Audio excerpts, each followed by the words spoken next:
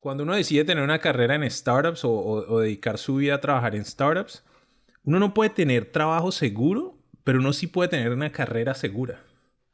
A lo que voy con esto es que el top 10, 20, 25% de las personas que trabajan en startups siempre van a tener empleo.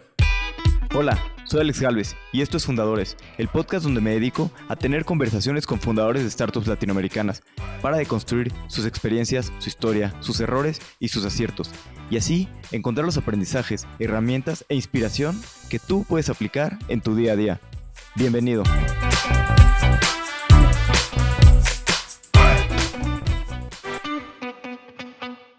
Hoy estoy con Daniel Bilbao, CEO y cofundador de Trora, una startup que busca solucionar el fraude en Latinoamérica.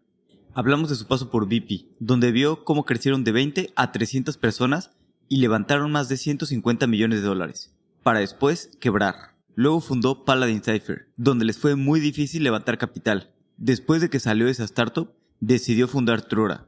Hablamos de su decisión de casi desde el principio abrir muchos países a la vez, así como por qué decidieron hacer un podcast para contar la historia de la compañía. Por cierto, el podcast se llama El Universo de Trora, y al final de este episodio hay un teaser de la segunda temporada. Espero que disfrutes esta plática tanto como yo. Daniel, bienvenido a Fundadores. Alex, muchas gracias por el tiempo y por la invitación. Feliz de estar aquí. Gracias a ti, encantado de tenerte. Bueno, tú venías primero, pues toda tu carrera habías intentado siempre ser una persona que fuera empleable y como asegurar esta carrera corporativa, y tienes una carrera corporativa muy buena.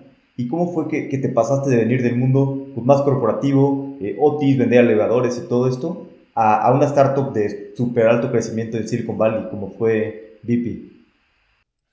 Bueno, después de trabajar en Otis, pues yo trabajé primero en Mitsubishi, después trabajé en Otis, después hice un MBA en Tuck, en Dartmouth, en el noreste de Estados Unidos, y después trabajé en banca de inversión. Ahí hice un ciclo y medio, o sea, 18 meses, ni siquiera fue tanto tiempo. Pero cuando estaba en banca yo ya sentía que había hecho como una muy buena carrera porque era asociado, podía tratar de llegar a VP de vicepresidente, hacer como la carrera esta muy estructurada de banca. Pues no me gustaba. El trabajo me parecía bueno, pero la forma en la que se trataba a la gente no me gustaba. No sentía que agregaba tanto valor. Eso lo he dicho en el pasado, pues yo no sabía cómo ser un buen managing director, que es como el cargo del non plus ultra, sin volver nada a los analistas y sin tener una vida que no quería tener. Entonces me puse a mirar qué más había y tenía una hipótesis y era, yo creía que uno en el sector de startups podía tener más impacto, y lo que pensaba es, si voy a una empresa pequeña y esa empresa crece y se vuelve muy grande, pues entonces yo voy a aprender todo eso y voy a ser aún más como un mejor profesional. Hay una cosa que usamos mucho hablando con mi hermano que se llama Dominating Strategy, como cuando uno no sabe algo, cuál es la estrategia dominante, y ser mejor profesional o tener más herramientas o tener más habilidades siempre es mejor. Entonces en ese caso, pues trabajar en un startup de crecimiento alto era una buena opción. Y pues estaba entre opciones. Estaba aplicando a una que se llama, bueno, a Uber, que la conocen, y a otra que se llama VP. Y el motivo por el que terminé, y tuve las dos ofertas, casi no me dan la de Uber, pues tampoco es que fui allá y me senté y me dieron una oferta en 15 segundos. Hice un proceso súper pesado. Casi no llego, pero después me hicieron la última entrevista y me hicieron una oferta. Y después me hicieron una en VP. Y me acuerdo que yo estaba decidiendo entre las dos. Hice como típico banquerito el pro con de qué es mejor. Y estaba en Australia con mi hermano. Esto fue como en 2014, el fin de 2014, en diciembre. Y me acuerdo de la matemática y todo. Yo dije, bueno, voy a ir a VP, a California. Tengo que convencer a mi esposa.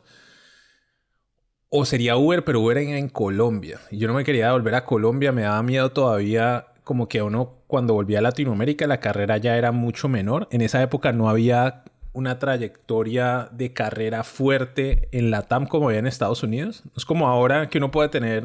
O sea, ahorita hay muchas más formas de tener una carrera muy exitosa en Latinoamérica de que en 2014, en mi opinión. Entonces me acuerdo que yo hice la matemática y dije, bueno, me devuelvo a Australia, paso por San Francisco, pago por Uber, y si me pagan la plata que quiero, o sea, si el stock option de Uber es X, me voy para Uber. Y si no, me voy para VP. Y el número era como, me han ofrecido ¿cuánto era? Como $520,000 worth of stock options. Y yo había dicho, si me ofrecen 1,000,000, me voy para allá. Y si no, me voy para VIP. Y me ofrecieron 670, 700, no daba. Y yo dije, bueno, listo, me voy para VIP. Pero pues era como un problema de ricos, ¿no? Decidiendo entre el que quiere ir a ver una película buena, una mejor, o el que quiere estudiar una buena carrera, una mejor, o el que se quiere ir de vacaciones a París o a Hawái. O sea, era... Obviamente es trabajo, estoy usando una analogía perversa, pero me entendés el punto. Claro. Y cuando llegaste a VIP, ¿cómo era la situación? ¿Qué tan grande era la empresa? No, eso era una tienda, era chiquitico.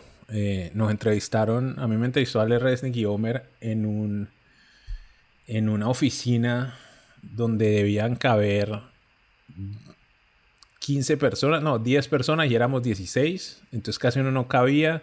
Ellos estaban un poquito preocupados porque pensaban que yo lo iba a ver y yo llegaba pues con encorbatado y todo porque yo venía de banca y todo eso, entonces pensaban que lo iba a ver como con muy malos ojos, que era como un... Nosotros le decimos en Colombia un chuzo, como una tiendita, o sea, una operación bien rudimentaria. Y a mí, en cambio, eso me parecía lo mejor del mundo. Yo decía, esto es divino. A mí cuando la oficina empezaba a poner muy bonita y es ya como establecida, es donde me aburre. Entonces, no, era diminuto. Yo haber sido el empleado 20 por ahí. 18, 22 por ahí. Y después cuando llegaste al área de Business Development, ¿no? ¿Cómo fue un poquito pues, ver todo este crecimiento, ¿no? Empezaron a crecer rápido y muy acelerado. Pues al principio yo hacía muy mal mi trabajo. A mí me han puesto un objetivo que era cerrar partnerships, o sea, hacer un acuerdo con un gran proveedor de financiación. Porque VIP era un online dealer. La gente conoce ahora Kavak. Entonces, como uno puede comprar y vender autos usados, pero cuando yo empecé no podíamos tener financiación. O sea, si vos, Alex, querías comprar un carro en California, te toca pagarlo cash. Y pues la cantidad de gente que puede pagar un auto cash es muy bajita.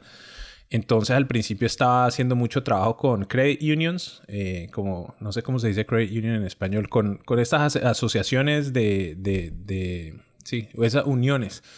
Y exacto, uniones de crédito. Y estaba tratando de cerrar un banco. Entonces mi objetivo era cerrar un banco y si hacía eso en los primeros 12 meses, como que la sacaba del estadio. Y como esos deals se demoran tantos, pues yo me dediqué a ayudar en customer service, a ayudar en ventas, a ayudar a una cantidad de cosas. Entonces me fui volviendo más valioso para el negocio porque no solamente hacía mi trabajo de business development, sino que también hacía bien el trabajo como de management. Pero al principio era muy malo. Me demoré como 3 meses patinando hasta que le encontré la comba al palo y cómo ayudar a mover a los bancos más fuerte y que corrieran más y que no fueran tan demorados. Y ahí fue que empecé a tener más impacto. ¿Y cómo los convences a los bancos más fuertes? Pues en esa vez en particular había 4 bancos y les dije a todos que alguien más ya estaba a punto de cerrar. Entonces, puro FOMO. Entonces era como, uy, me voy a quedar por fuera. Ya llevamos trabajando a este deal 6 meses. ¿Cómo así que vas a firmar con alguien más? Y yo le decía, sí, viejo, pero si te llevo diciendo 4 meses, no has querido, me toca irme con alguien, te pido disculpas. Le hice una llamada de cortesía y uno mordió y apenas mordió el primero, pues mordió el otro. Entonces cerramos 2 de 4. Esa fue la juega. Y luego, ¿cuánto tiempo estuviste trabajando en BP? 2 años y piquito que se sintieron como 10. ¿Y a cuántas personas crecieron en estos 2 años? ¿Cómo fue ver todo ese crecimiento? Fue como de 20 a 300. Pasamos de operar solamente en California a operar como en 5 o 6 estados. Ahora, no tengo mi memoria muy fresca porque no solo fue hace un rato, sino que ahorita estoy durmiendo mal por mi hija. Entonces hacerle doble clic a esas cifras. Pero eran más de 300. Estamos como en 5 estados. No recuerdo bien el número de autos que vendíamos, pero era como cercano a 500, 600 mensuales, una cosa así, en el pico. Y habíamos levantado mucho capital. Habíamos levantado primero, pues antes de que yo entrara, 60. Después se levantaron como otros 70, 80. Y después pues nos reventamos. ¿Qué aprendizajes te dejó todo este pues, camino de 2 años que se han de haber sentido como 10 en aprendizajes, ¿no? Crecer súper rápido y luego pues, reventarse también, ¿no? Como le sucede a muchas startups. Sí, pues muchas de las lecciones fueron más como de cómo abordar las situaciones de crisis y cómo se comportan las personas en momentos de crisis. Ahora que estamos pasando como por este momento duro de startups en Latinoamérica, Estoy pensando mucho en eso. Hay varios aprendizajes. La primera cosa que aprendí es cómo con una cultura específica la gente puede trabajar como con un norte muy claro. El equipo de VP era súper entregado a tratar de lograr que la compañía fuera exitosa. Era casi como un culto. Eso me sorprendía un poco, porque a veces el trabajo no era para nada sexy, o sea, a veces era de lavar y planchar, y aún así toda la gente lo hacía muy bien porque estaban enfocados en misión. Otras cosas que aprendí, pues que uno no está hecho de cristal. Uno le tiene miedo mucho a reventarse o a quebrarse, pero cuando ya ha pasado por eso una vez, por más duro que sea, uno ya es más fuertecito. O sea, uno se da cuenta que la cosa no es tan grave.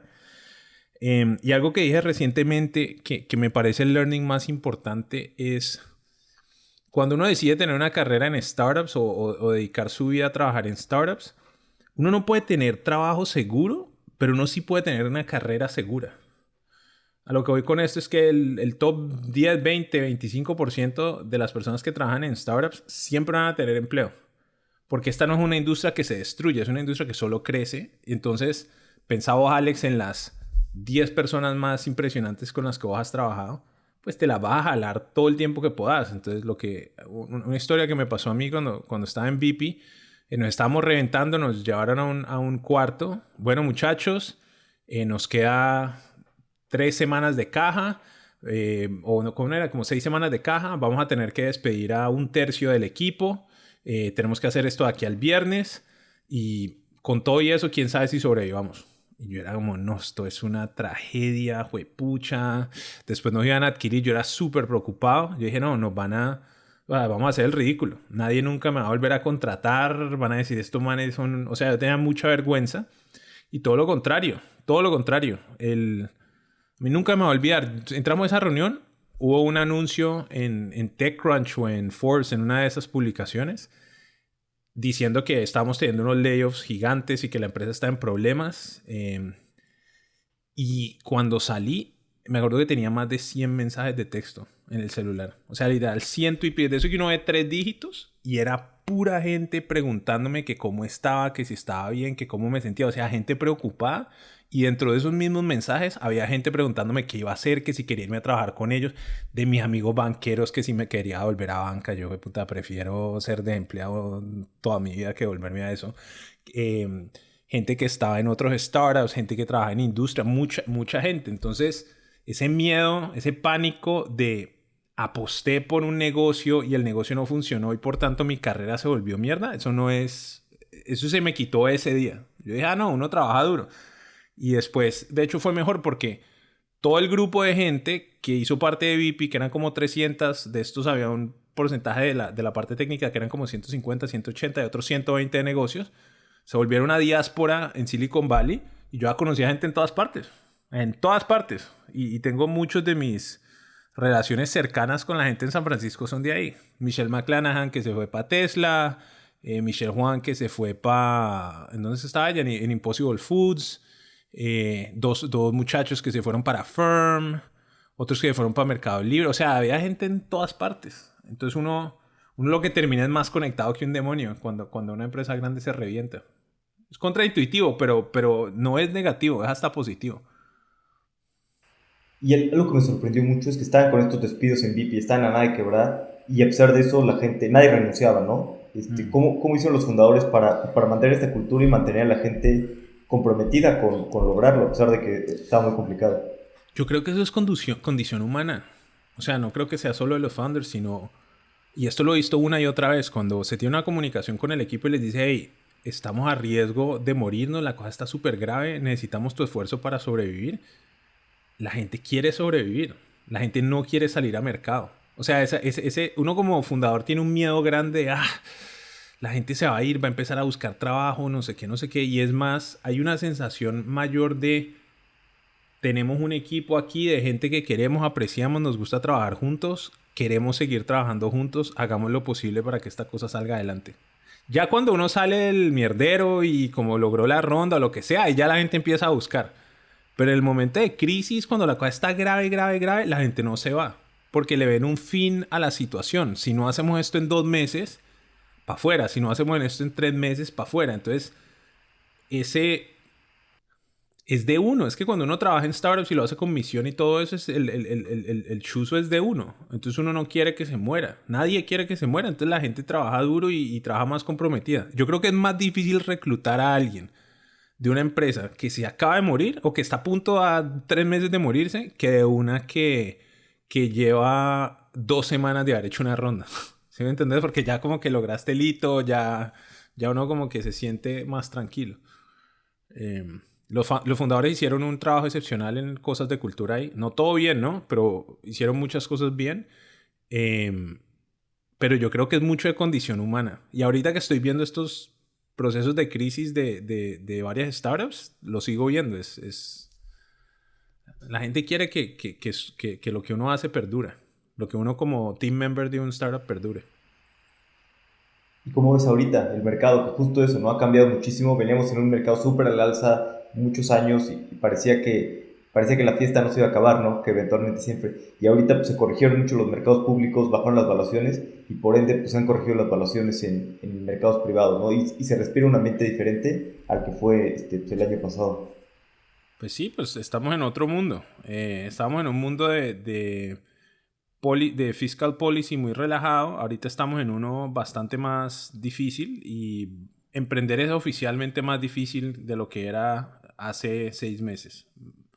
Las valoraciones son menores, el cash es menor, pero hay cosas muy positivas. El acceso a talento es mayor. O sea, pensá nada más la cantidad de... Vos querés buscar o una product manager hace 4 años. ¿De dónde? ¿Sí me entendés? O alguien que sepa de growth, o alguien que sepa de mercadeo digital, porque sepa, que haya visto un negocio crecer de $1 millón de revenue a 100 millones. ¿Cuánta gente así conoces? Ninguna. Ahora hay una cantidad muy alta, entonces yo no dudo que este periodo va a ser muy duro para retornos de inversionistas, porque todo el que invirtió caro, ahorita hacer retorno va a ser difícil, ¿sí o no? Para fundadores, todo el que no sacó un poquito de cash como de secondaries o algo así, hay un riesgo genuino de que trabaje 2, 3, 4, 5, 10 años y no vea nada y simplemente se reviente y arranque de cero, que así funcionaba la industria por mucho tiempo. Y para los empleados, a pesar de que estamos en un momento de mucho dolor, yo creo que hay más oportunidades. Porque si vos pensás cuántas más startups existen ahora en México que en 2018 o en 2019. En México, en Chile, en Perú, en Brasil, en Colombia, en todas partes. El ecosistema es absolutamente más maduro. ¿Qué es peligroso? Que cuando no hay buenos retornos, el círculo virtuoso de se invierte en una industria, en unas startups, a los startups les va bien, hay retornos, entonces esos LPs siguen invirtiendo aún en más fondos, esos VCs levantan fondos más grandes y esos empleados exitosos son financieramente independientes y se vuelven ángeles y además van y emprenden. Ese círculo virtuoso que se ha acelerado mucho en el último par de años, se daña. Entonces, esto puede tener un golpe medianamente negativo. Pero en general nosotros como ecosistema estamos en una mucho mejor posición. Lo que es difícil a veces de leer es... El ser humano es muy bueno para recibir información cualitativa, pero no para entender el big picture. O sea, ¿cómo es el saying? El forest from the tree, el árbol del bosque. Entonces el año pasado todo el mundo estaba mirando ronda. Entonces cada 8 días alguien anunciaba una ronda. Entonces uno dice, esto es como el negocio de las drogas, pues, en los 90. En Colombia, no sé en México en qué época era, pero el negocio de las drogas, pues. Y ahora vas a ver quiebra o downsize, layoff. Entonces uno va a decir, pues, pucha, el ecosistema se murió. Pero en el mayor de los escenarios, todo el ecosistema se contraería 15, 20% en el mayor de los casos. Y si lo comparas con como estaba hace 2 años, es 3 veces más grande. Entonces es 20% de 3 veces más grande, sigue siendo 2.4 veces más grande. ¿Sí me entendés?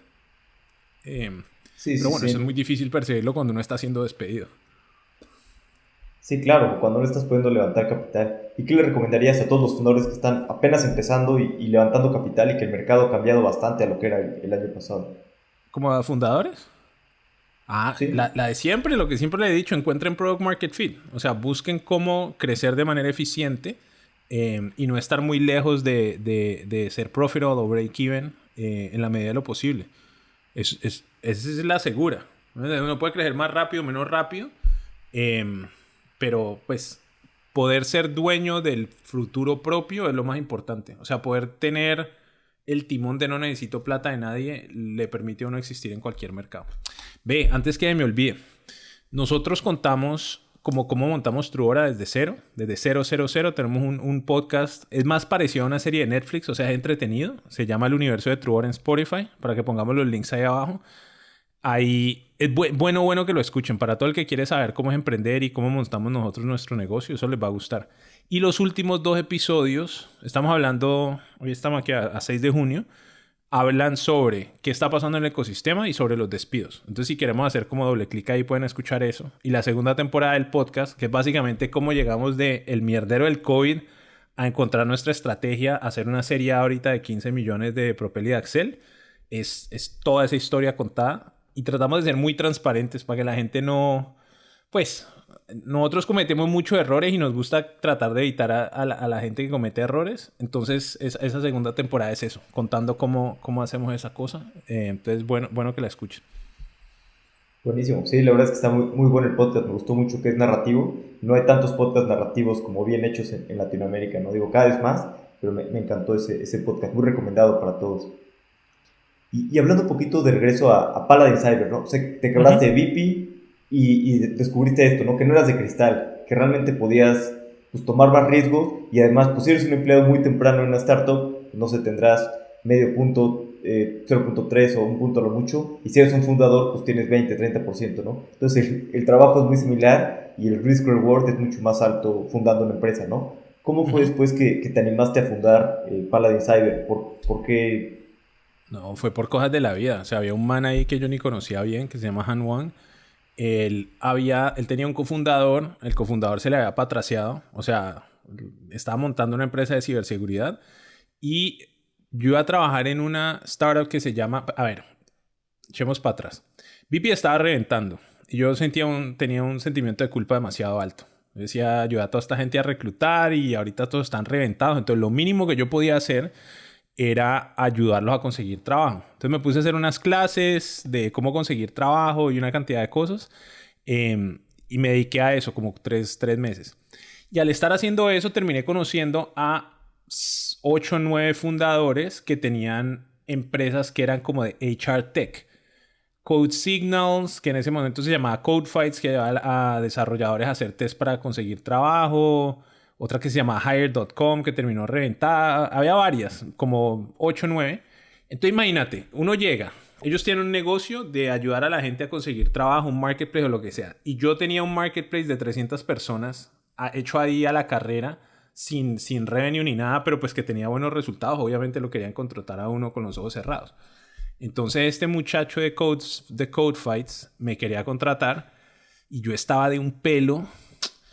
Pero yo le decía a mi esposa, estaba ahí, y la otra que estaba mirando era Credit Karma para trabajar en la división de autos. Como que estaban sacando como seguros y todo eso, parecido a lo que yo ya había hecho en BP, pero con Credit Karma. Había otro que se llamaba 8.ai o algo así. Había varias que las tenía cerca y con buen equity, 1%. Había uno que había negociado 2% y salario bueno de 200K o 180K, una cosa así. Y yo me acuerdo que yo le decía a mi esposa, yo no, mi amor, no. Y yo aquí hablándote como si fuera sillonario, ¿no? No tenía un peso ahorrado, todo mi equity se había ido para el carajo. Teníamos ahorrados $12,000 en la cuenta viviendo en San Francisco. Y mi esposa tenía un trabajo decente, pero nosotros no éramos... O sea, yo te hablo como si fuera rico. O sea, algo que yo siempre he hecho bien es actuar como si fuera rico sin serlo. ¿Sí, okay? Entonces, estando ahí le dije me acuerdo que le dije a mi esposa, le dije, mi amor... Es que es más, fui a aceptarle el puesto al de Code Fights. A Tigran se llama. Me fui, me senté con él, me dijo esto es lo que vamos a hacer. Y yo dije, no, marica, yo no puedo hacer esto. Yo no voy a hacer otra vez este rinse and repeat. Yo necesito hacer un startup. Y por la tarde llegué a la reunión con Han. Y me senté con Han y me dice, no, weón, es que tengo una reunión mañana con Axel Partners. Yo esta historia no la quiero contar. Bueno, la voy a contar aquí en español, pero después la cuento en... Esta es una historia que para mí es muy importante. Entonces, ven, te la explico.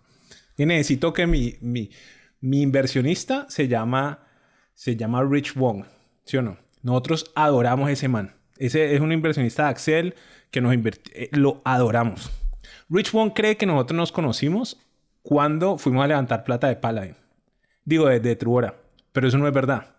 Nosotros nos conocimos porque cuando yo rechacé la oferta con Tigran de Codefights, me senté con Han. Y Han me dijo, weón, tengo una reunión mañana con Accel y no tengo cofundador. Y yo le dije, pues si querés, yo soy cofundador tuyo, hacemos un deck y va para esa. Y ya nos sentamos ahí, trabajamos 14 horas, hicimos un deck de qué íbamos a hacer de Cyber Insurance y nos fuimos al otro día a sentar con Accel. Yo no conocía a Han prácticamente nada. Me había sentado una vez antes con él. Trabajé 14 horas, me acuerdo, haciendo decks. Como había hecho banca, pues hacer un deck de una huevonada. Lo sacamos. Fuimos y nos sentamos allá. Y me acuerdo que estábamos en la reunión. Y yo le decía nosotros presentamos y decimos, queremos levantar $2 millones para hacer este insurance company, no sé qué. Y era como un analista y un asociado. Y del otro lado nos decían, ¿por qué no levantas 4 mejor? Y nosotros sí, deberíamos levantar 4. Sin tener ni puta idea de qué estábamos haciendo, no sabíamos nada, unos asnos. Ese momento nos fuimos de la reunión, dimos y nos fue como bien. Al final de ese día, eso fue un lunes, nos llegó un correo diciendo, hey, nos gustó mucho esta reunión, queremos presentarles a nuestro partner el viernes. Y nosotros dijimos, uy, vámonos de cabeza. Y nos dedicamos a buscar reuniones con un poco de fondos. Martes, miércoles, jueves, viernes. Todos los días hicimos el ridículo. Solo hicimos el ridículo. O sea, muy malas reuniones. No sabíamos qué estábamos haciendo. No dábamos pie con bola. Y después empezamos a tener como el jueves 3 reuniones. Una buena, una regular y una mala. Cuando nos sentamos el viernes, nos sentamos con Rich Wong. Me senté ahí. Han presentó. Hicimos lo que yo solo puedo llamar como el ridículo. Solo lo puedo llamar el ridículo. Estábamos tratando de demostrarle cómo se nos había ocurrido cómo con 2 estructuras de la compañía hacer una cosa que se llama transfer pricing y básicamente ahorrarnos 10% de impuestos. Como si lo que uno necesita para hacer un buen startup es ahorrarse 10% de impuestos. En vez de go to market, cómo crecer, nosotros hablando de costos como unas huevas. Rich, me acuerdo, nunca me voy a olvidar, me dio un espaldarazo y me dijo, "That's a good effort, Daniel. Keep working on it and then come back." Como, sí, bueno, buen intento, después vuelvan. ¿Cómo nos habrá ido de mal que pasaron un año, 18 meses? Estamos pagando por YC con Truora y me acuerdo que conseguimos una reunión con Accel y era con Rich Wong y yo era sentado en la oficina muerto del susto que el man se iba a acordar de mí. Pero muerto del susto. Nunca se acordó. No sabe. Hoy es el día que Rich a nosotros nos ha dado más de 10 millones de inversión de la plata de Truora. Es encantado con nosotros. Le parecemos súper profesionales. Y no se acuerda cuando nos conocimos esa vez. Yo todavía estoy esperando a que Truora sea súper, súper exitoso para sentarme enfrente de él y echarle este cuento en inglés. Para que se totee la risa. A que Rich empiece a contar. Yo los conocí en este día y yo le digo, no, eso no es verdad. Nos conociste antes cuando estábamos haciendo el ridículo. Esa es la historia. Y no tal lo irresponsable de mí, ¿no? Un man ahí, no lo conocemos, vamos a hacer una startup de cabeza. Ese era mi deseo de emprender a tan grande que yo con tal de emprender lo hacía con Han. Que no es un mal man, era un man impresionante, tenía muy buen background, pero eso es como irresponsable. Sí, es como casarse con alguien sin conocerlo, ¿no? Claro, pero pensar la lógica. ¿Sabes cuál era mi lógica? Decía, Cyber Insurance es un problema. Yo sé hacer negocios. Este man es súper inteligente, la chimba y no puedo hacer un negocio alrededor de este man. Esa era toda mi tesis. Eso era todo. Y la otra cosa que yo pensaba es, ¿no ve uno todos esos estudios de la India que los matrimonios arreglados tienen mejor success case que los que se casan por amor? Todo eso, ese cuento pues de que los matrimonios arreglados no funcionan es mentira. Entonces no me sentía tan mal de hacer eso. Resultó siendo un problema, ¿no? Nosotros éramos súper disparejos, no nos llevamos bien y yo terminé saliendo de Paladin muy mal, peleando con Han, porque no nos conocíamos. Pero fueron más de 2 años, ¿no? Que estuviste en Paladin Cyber y pasaron por YC y levantaron capital o les fue, bueno, complicado todo ese proceso. No, pasamos por YC, levantamos capital, pero hicimos el ridículo. Nosotros pasamos por YC, ni siquiera presentamos en Demo Day y no teníamos números de nada. Después terminamos levantando de un fondo que se llama Lightbank. Terminó levantando 4 millones a 8 pre, 12 post. Imagínate uno haciendo un seed entregando el 33% del negocio. No teníamos ni idea de qué estábamos haciendo. No, yo era muy bruto, güey. Muy bruto. Para levantar plata era perverso, güey. Gracias a Dios uno después aprende, pero todos los errores que te pueden ocurrir los hicimos. Un asno completo.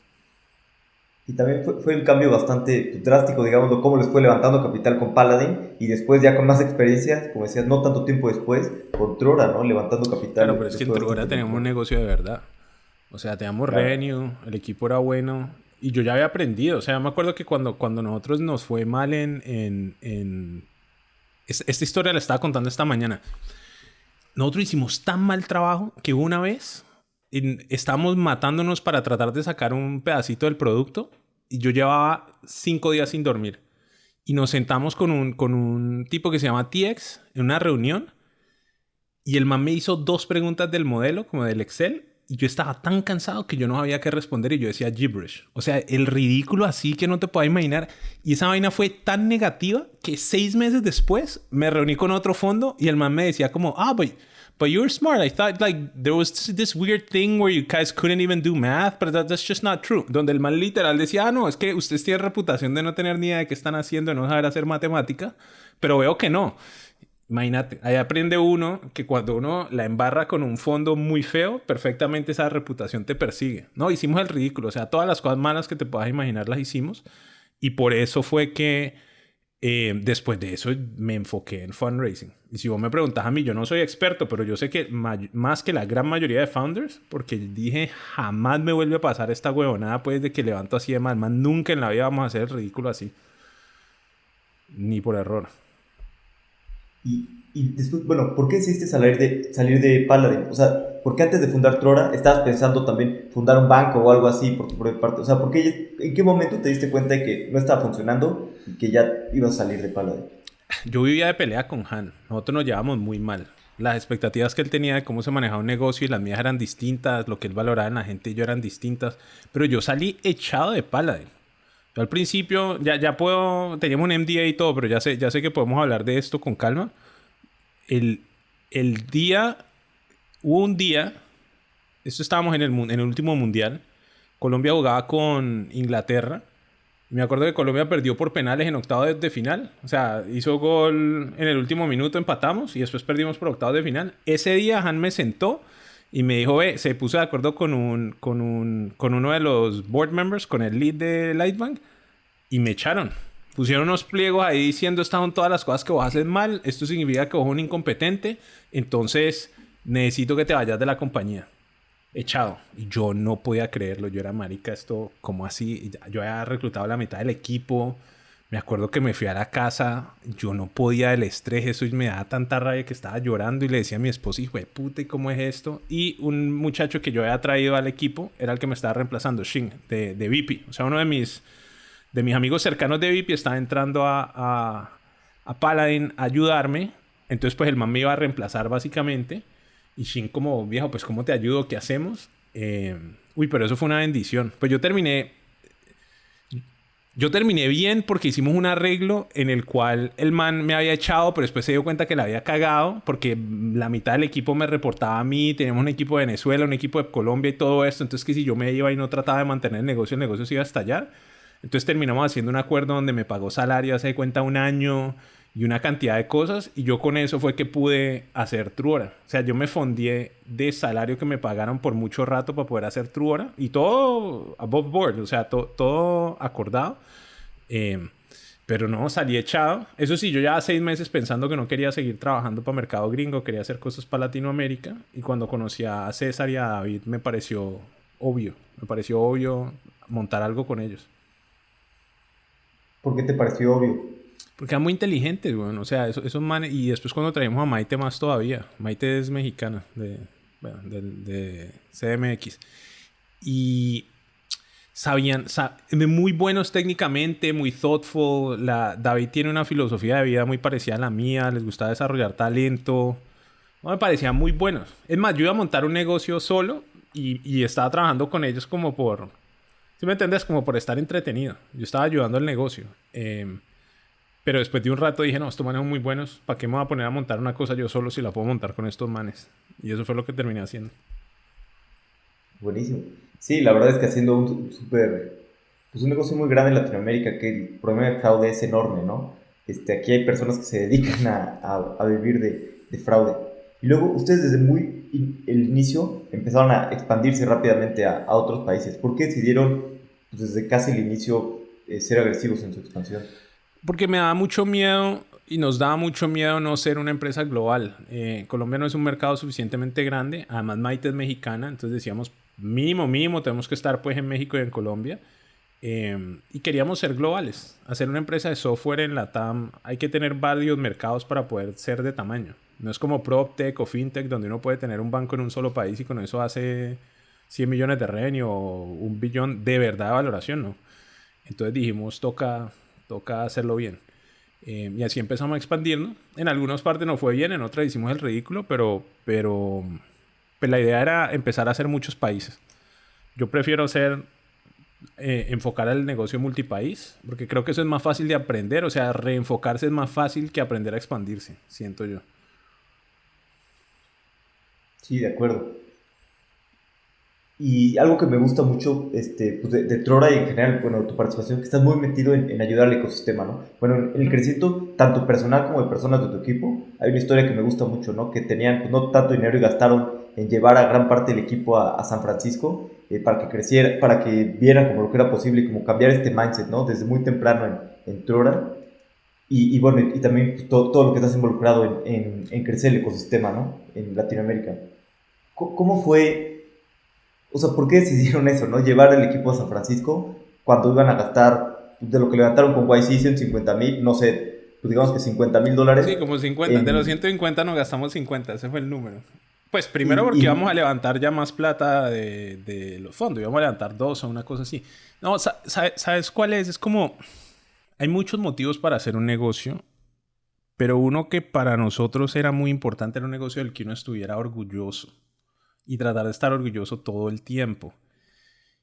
Y recuerdo muy bien los momentos en los que mi ambición fue creciendo.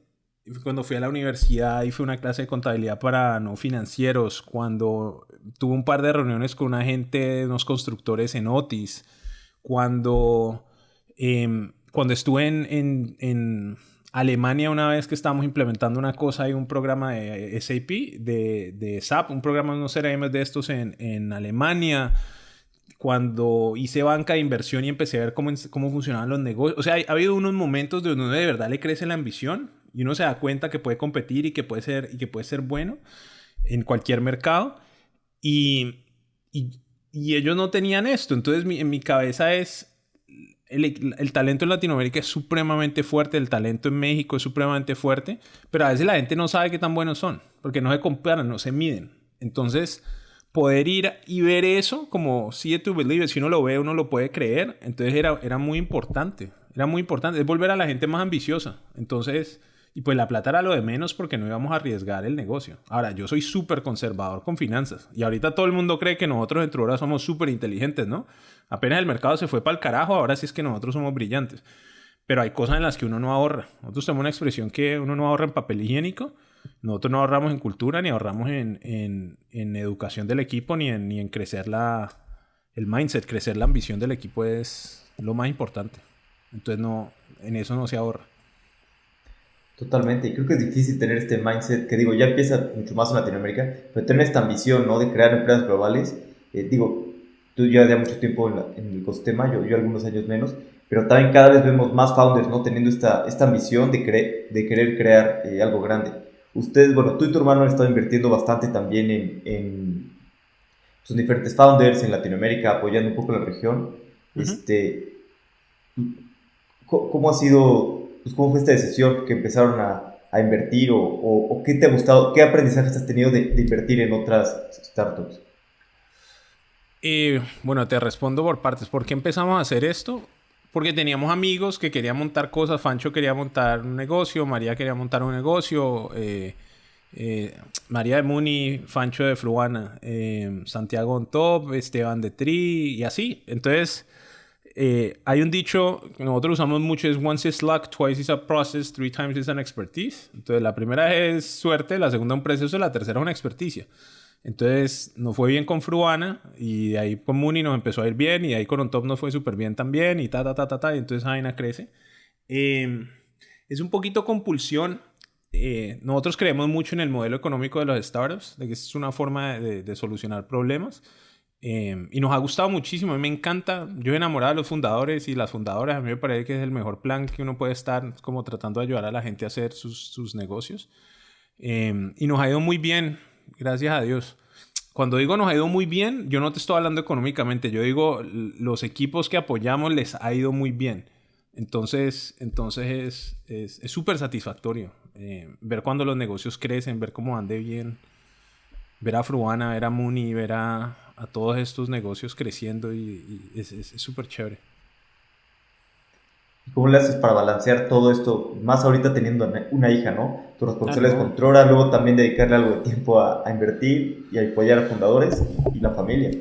No, antes, a ver, primero, siempre estaba enfocado en Trora. La gente a veces a mí me critica que yo hago muchas cosas, los inversionistas a veces me decían que yo hago muchas cosas al tiempo y yo era como, ve, huevón, lo que va a estar en mi lápida cuando me muera va a decir fundador de Trora. O sea, si vos te preocupas de en dónde están mis intereses, están ahí, fresco. ¿Qué pasa? El fin de semana aprovechaba mucho, mi esposo se levantaba tarde a las 10, 11 de la mañana, yo me levantaba a las 6 y hacía check-ins con los equipos. Entonces tenía una llamada de 6 a 7, de 7 a 8, 8 a 9 y de 9 a 10 máximo. O tenía 3 el sábado y 3 el domingo y funciona, ¿sí o no? Ahorita mal. Nada, no duermo, no sé cómo hacer. Perfectamente dejo de invertir ya no vuelvo a invertir. Es completamente posible que eso suceda. No sé cómo balancear. Pero creo que la respuesta es ser desbalanceado, que yo nunca he sido balanceado. Entonces ahorita, ¿cómo soy desbalanceado? Me la paso andando con puros emprendedores. Mis amigos son todos emprendedores. No me veo tanto con gente de la época, del colegio y todo eso, porque estoy pues más en esto. Duermo muy poquito y disfruto mucho la vida que tengo, muchísimo. Pero pues no es balanceada. Este fin de semana me vi 5 episodios de Stranger Things y no podía creerlo de la alegría. Todo esto mientras mi esposa cuidaba, me daba un break de Agatha. O sea, me hizo el cruce. Pero no, nosotros no vivimos una vida balanceada. Eso es falso. Oye, ¿y qué sigue para Trora? Vi que compraron una empresa en Brasil de firmas electrónicas que está Sí. súper bien. Y veo que están haciendo todo el onboarding y todo esto en WhatsApp, que me encanta porque Ujú. Latinoamérica se mueve todo sobre WhatsApp.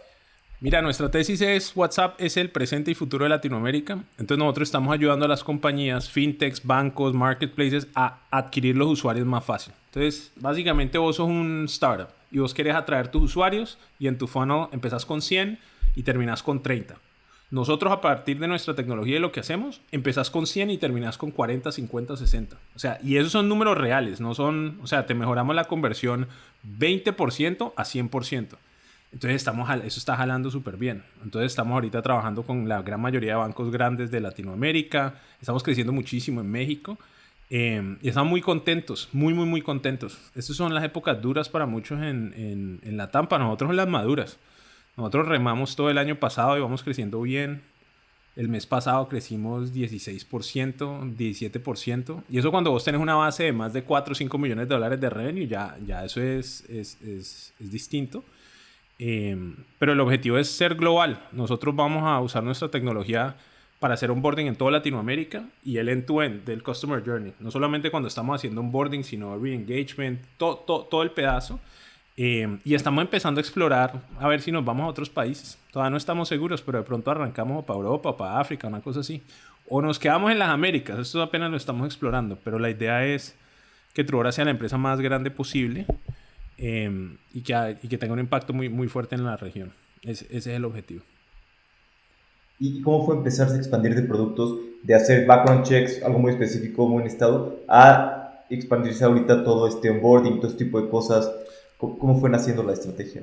Pues nosotros hicimos toda la tecnología de background checks por 2 años y pico, pero después nos movemos a identidad digital. Identidad digital es tener una tarjeta de crédito y querés sacarla y tenés que hacer una validación de cara, un test de vida, todo este tipo de cosas. O sea, asegurarse que la persona es quien dice ser quien es. Entonces nosotros desarrollamos toda esa tecnología para Chile, México, Perú, Brasil, Colombia, Costa Rica, o sea, para varios países.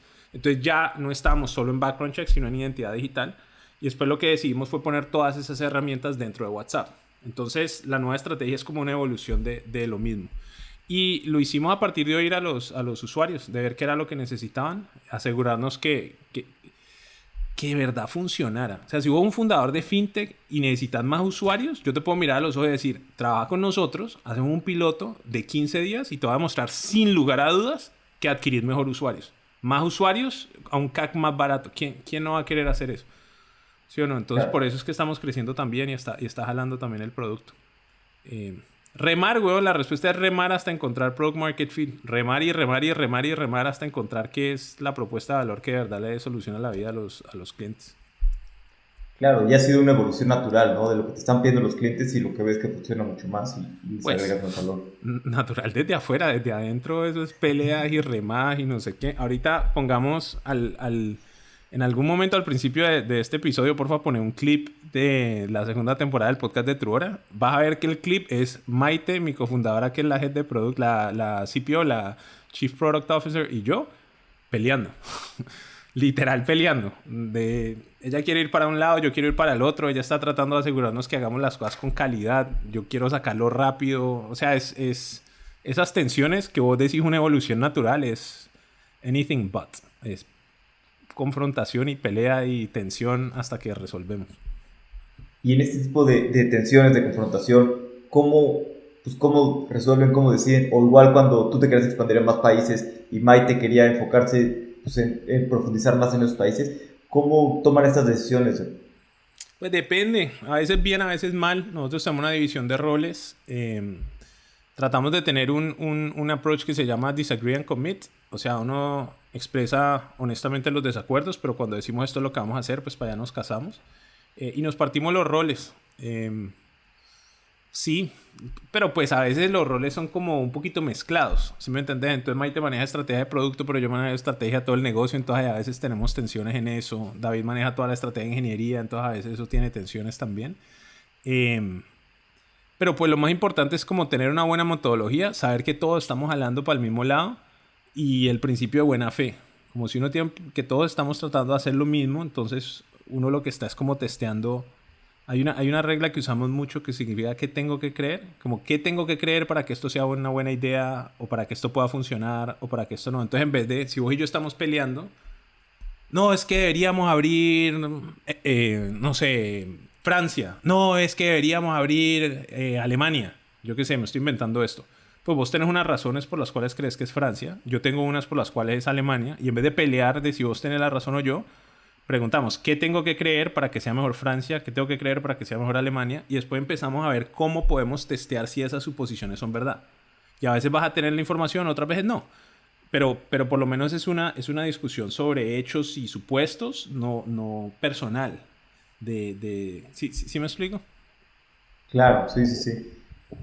Sí, ya después, sí, estableces como las bases y ya testeas, ¿no? Y ya la data dirá realmente hacia dónde ir. Pues cuando se puede, ¿no? A veces es sin data. Yo tomo muchas decisiones sin data. Eso Maite se enloquece, se emputa conmigo muchísimo porque hay muchas decisiones que tomo o porque estoy viendo muchas cosas en el mercado y no las sé verbalizar. Entonces le toca como fe o porque creo, sin mucho criterio. ¿Cómo qué? ¿Te acuerdas algo reciente? El podcast. A mí me parece que el podcast es de lejos la mejor herramienta. Yo me acuerdo la primera vez que dije hagamos un podcast, es como, ¿pa' qué putas, weón? O sea, ¿cómo una historia contando cómo nacieron sirve para nada? Y yo ni siquiera tenía una buena respuesta, porque quería hacer el podcast. No sentía que era una buena, no tenía buen retorno. Yo no me sentía, me acuerdo que mi argumento genuino era, sé que va a estar viejo, quiero que mis nietos en la época, mis hijos y mis nietos sepan cómo era el papá o el abuelo cuando estaba haciendo un negocio, entonces quiero que nos escuchen de primera mano. Era una cápsula del tiempo. Esa era mi motivación. De pronto la gente lo escucha y si la gente lo escucha buenísimo, pues no me importa. Y era barato, nos habían cobrado súper poquito pues, por el podcast y era mucho trabajo, pero era trabajo bueno. Ahora es la mejor herramienta de recruiting que tenemos. funciona como los dioses. O sea, la gente lo escucha y quiere trabajar con nosotros o no quiere trabajar con nosotros. Entonces es divino. Nos ayuda con consecución de clientes porque la gente entiende que somos honestos, qué es lo que estamos tratando de hacer. Entonces un cliente potencial cuando escucha el podcast es como, ok, entiendo con quién estoy trabajando. Entonces nos ayuda mucho. Y nos da mucho orgullo interno. Al equipo le da orgullo, le gusta escucharlo, nos sirve para el onboarding. Hay un poco de cosas súper positivas, pero pues no fue la motivación, ¿sí me entendés? Fue una decisión a la loca. Es loco. Y ahora la segunda temporada, pues ya obviamente le tienen fe y entonces todo el mundo le cree y entonces chévere y no sé qué, pero en su momento no, era un error. Es más, ¿vos no te has dado cuenta que nosotros somos un poquito conocidos en Colombia? O sea, yo como fundador y Truora es como más conocido de lo que debería. ¿No te has dado cuenta de eso? O sea, una empresa B2B que trabaja en fraude. Ahorita que trabajamos en WhatsApp es listo, pero que trabaja en fraude. B2B. Salida de Colombia. ¿Quién puta va a querer saber quiénes somos? No, a nadie le importa. ¿Me entiendes? Nosotros somos la empresa más anti. La gente lo debería conocer. Kavak por lo menos no está comprando un carro. Nubank uno por lo menos está pagando una tarjeta. Rapid está recibiendo comida. Uber está llevando un vehículo. Truora, ¿quién putas va a querer saber quién es uno? Nadie. El único motivo por el que somos conocidos es por el Berraco Podcast. Y porque fue muy bien hecho con Naranja Media. A la gente le encanta. Entonces es como una novela. Pero sigo pensando, eso fue una decisión irresponsable. No lo debíamos haber hecho. Y salió bien. Sí, y que te desenfoca en teoría, ¿no? Pero os digo, ha sido súper buena, o sea, en su momento temprano, pero ha sido súper buena estrategia, súper buena herramienta para reclutar, ¿no? Claro, pero ahí es cuando uno no se debe dar los créditos. Hay una cosa que es como right for the wrong reasons. Como tenía la razón, pero por las razones equivocadas. A nosotros nos salió bien la del podcast, pero no porque hicimos un buen análisis. Nos equivocamos. O sea, las razones eran malas, pero salió bien. ¿Sí me explico? Es como cuando alguien compra una casa que porque cree que van a hacer una vía al lado y eso se va a valorizar y no hacen la vía pero encuentra petróleo. Pues listo, le pegaste, pero no por las razones correctas. Algo así fue para nosotros ese podcast. Claro. Y ahorita un poquito la segunda temporada es que apostar más sobre lo mismo, actualizar la historia y seguir teniéndolo como una herramienta de reclutamiento de clientes de todo. No, mira que es truth. Uno tiene que como contar la verdad, como contar qué es lo que está pasando. El motivo por el que la gente lo aprecia tanto es porque es sin tapujos, siendo muy honesto de lo bueno y lo malo y lo feo de emprender. Entonces lo que queríamos era ser muy transparentes del proceso a nosotros de 2020 a 2022. Nosotros en 2020 a 2021 sufrimos como un hijo de puta. O sea, nos tocó remar y con incertidumbre y con pelea. O sea, duro. Y la conclusión de esto es que cambiamos la estrategia, hicimos una ronda, nos expandimos, tenemos un producto nuevo. Entonces poder contar cómo fue eso de una manera muy honesta le ayuda mucho a los emprendedores. Porque entonces primero dan cuenta que no están solos. Porque todo el mundo cree que, ¿sí me entendés? Si vos ves el anuncio de nosotros, Truora levanta 15 millones y pico de Axel y Propel y 20 fundadores de unicornio les hacen backing y tiene un producto en la chimba y ahora adquirió otra. O sea, vos lo ves eso y vos decís, marica, estos manes son, pues, el último yuppie del paquete, la marihuana que más traba, ¿sí me entendés? O sea, el non plus ultra. Pero no ven la remada detrás. Entonces a mí me parece que es mejor para la gente ver la remada y eso es más valioso que el shiny thing. Mi nuevo dicho es Instagram, ¿cómo es que es? Los anuncios de ronda son el Instagram de los fundadores, donde todo se ve divino y todo el mundo se cree pues que es la vaina más espectacular. A mí me parece que demitificar eso y mostrar que eso es remar y trabajo y de puta y comer mierda y darle es muy valioso y le debe dar mucha tranquilidad a los fundadores y a las fundadoras. Creo que eso es el mayor aporte que nosotros podemos hacer para el ecosistema. Ojalá nos vaya bien y mostrar que hasta cuando nos va bien hacemos el ridículo todo el tiempo. Yo siento que eso es supremamente valioso para el negocio. Para el negocio no, para el ecosistema. Y ojalá la gente lo escuche y ojalá todos los bancos de México lo escuchen y escuchen a Maite hablando y decidan trabajar con nosotros. Ojalá, ¿sí me entendés? O sea, todos estos deseos se tienen, pero si lo único que pasa es que ayudamos a informar al ecosistema, ese es un buen trade. Totalmente, ¿no? Y se necesita mucho eso en Latinoamérica, ¿no? Y es lo que nos ha ayudado a crecer, que más personas conozcan del ecosistema, se animen a trabajar en startups, se animen a empezar startups, y aunque muchas van a quebrar, pues algunas saldrán y resolverán problemas, ¿no? de la región. Exactamente, exactamente.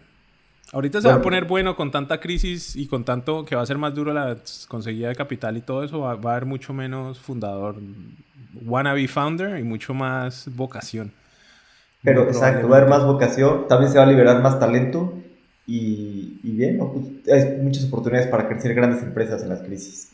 Exactamente. Pues, sí. Y yo digo pues porque es que uno le llama la crisis versus 2021, pero versus 2018 estamos parados, vamos súper bien. Crisis Sí, entre de comillas. acuerdo. Bueno, pues vamos a pasar a la última parte, que son las preguntas finales, preguntas de reflexión. Las Sure. preguntas son cortas, las respuestas pues, como tú quieras. Ok. ¿Algún libro que te guste recomendar? Sí, Mindset, Growth Mindset de Carol Dweck. Carol Dweck, ese es Caroldweck. El otro es Grit de Angela Duckworth. Es uno de resiliencia, el otro de cómo puede crecer uno la capacidad mental, o sea, no tener una mentalidad fija, sino de constante crecimiento. ¿Y qué más? No, y el podcast de nosotros es súper bueno, es súper motivante, de verdad, o sea, de verdad. A mí me cuesta mucho hablar de cosas que hemos hecho sin miedo de sonar como charlatán. Yo tengo mucho miedo a ser un charlatán, ¿se me entiende? Entonces cuando recomiendo una cosa que nosotros hayamos hecho, como muy positivas porque es muy buena. Entonces harían las tres cosas. Grit de Angela Duckworth, Growth Mindset de Carol Dweck y el podcast de Truora. Se llama El Universo de Truora en Spotify o en Apple. Buenísimo. Voy a leer, escuchar los primeros dos. El de Troll está muy bueno, ya lo escuché. La verdad es que buenísimo y espero la segunda temporada. Esos otros no los has leído, esos son muy buenos, güey. Muy, muy, muy, muy buenos.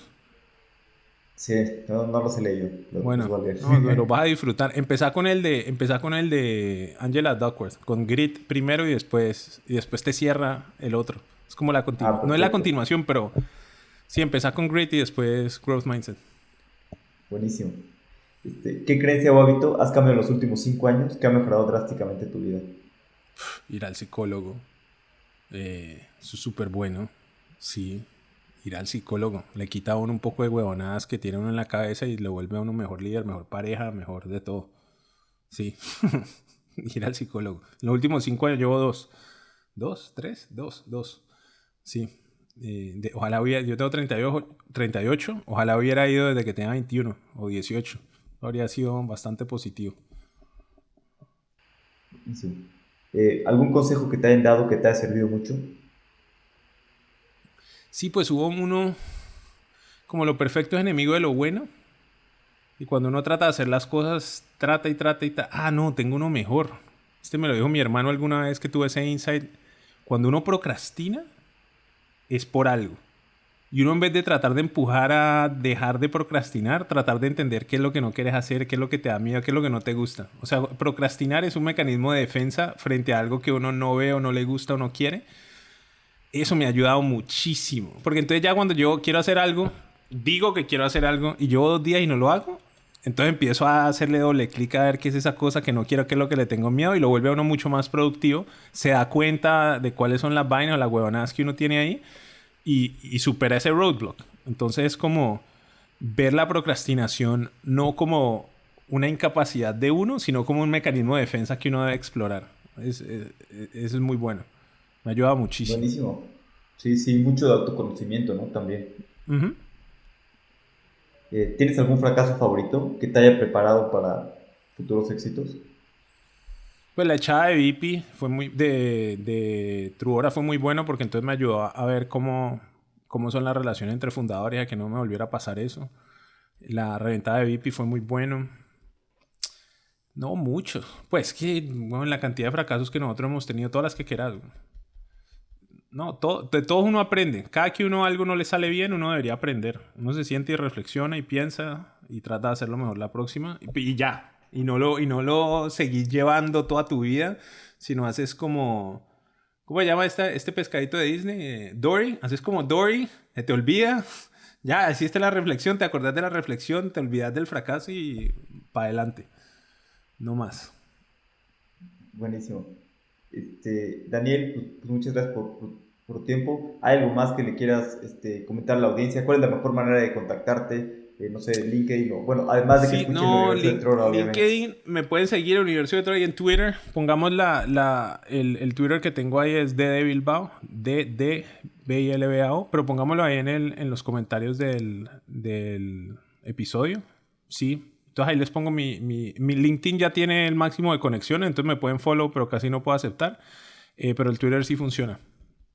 Buenísimo. Pues muchas gracias por tu tiempo. La verdad es que impresionado con lo que han construido en Trora y estoy seguro que apenas es el inicio de un largo camino que van a seguir construyendo en Latinoamérica. Ojalá, ojalá. Ojalá en años cuando vean esto digan, uy, sí, cuando Trora era chiquitico. Ojalá. No, cuando Trora estaba a 2 años de reventarse. Sería muy grave. Pero bueno, súper. Alex, muchas gracias por el tiempo. Si te gustó el episodio, por favor califícanos con 5 estrellas en Spotify. Y si quieres saber más de la historia de Trora, puedes escuchar el podcast El Universo de Trora. La verdad, está muy bueno. Aquí te dejo un pequeño adelanto de la segunda temporada. Espero que lo disfrutes.